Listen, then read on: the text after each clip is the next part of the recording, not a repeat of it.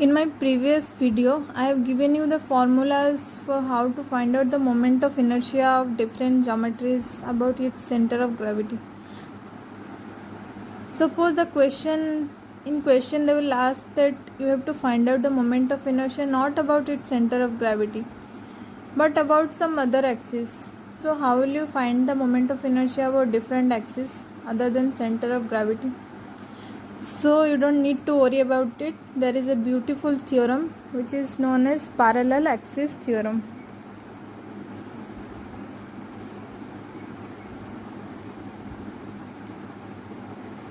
So first let's understand what is this theorem. Suppose this is a geometry. Its center of gravity lies at this point. So you know the moment of inertia of different geometries about its center of gravity. The formulas I have already given you. So you know the moment of inertia about the axis passing through its center of gravity. Both for x and y axis you know the formula. Suppose the question is you have to find out the moment of inertia about this axis which is not passing through the center of gravity. So how will you find it? You will find it using parallel axis theorem. This theorem states that the moment of inertia about any axis parallel to the axis passing through its center of gravity is, suppose this axis name is x dash.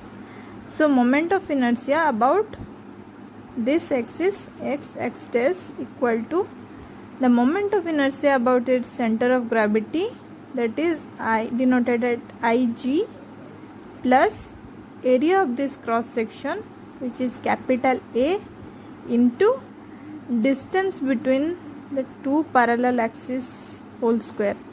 Suppose the distance is d, so this square. So the moment of inertia about this axis is moment of inertia about center of gravity plus area of this geometry into distance between square of the distance between two parallel axes. So this is the parallel axis theorem. This is the parallel axis theorem. So let's prove it. So let's take a cross section. Suppose the area of this is given as dA. So moment of inertia of this area of cross section about its center of gravity, what will be the value? Ig equal to y square dA. So what will be the total moment of inertia of this section about its CG? It will be summation of y square dA. We have to find out the moment of inertia about this axis x dash. So what will be the moment of inertia of this cross section about this axis? Ix dash equal to y plus d whole square dA. This is delta A or dA, you can write. So what will be the moment of inertia of this geometry about this axis? It will be summation of y plus d whole square dA, that is equal to summation of y square plus 2yd plus d square into dA. So that is equal to summation of y square dA plus summation of 2yd dA plus summation of d square dA. So what is summation of y square dA? I have already told you. This is the moment of inertia of this geometry about its center of gravity.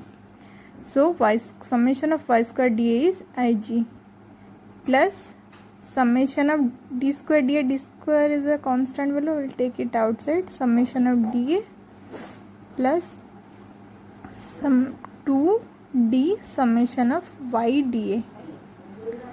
What is summation of dA? Summation of dA is the small area of cross section. So summation of dA is the total area. So that is equal to Ig plus d square into A plus 2d summation of y dA. So what is summation of y dA? This is the first area moment of this cross section about its center of gravity. So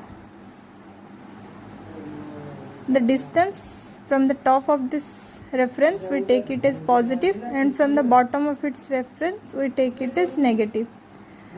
So the moment about its center of gravity, it will be the summation of positive and negative values which will be got cancelled. So this value will be 0. Remember that y square dA is the second area moment, that is second area moment, which is the square of the positive and negative value. The square of the negative value will be positive, so this term is not 0. The moment of inertia is not 0, but the first area moment about center of gravity is 0. Hence we will get the moment of inertia about x dash axis, which is parallel to center of gravity, equal to moment of inertia about center of gravity plus area of the cross section and square of the distance between two parallel axes.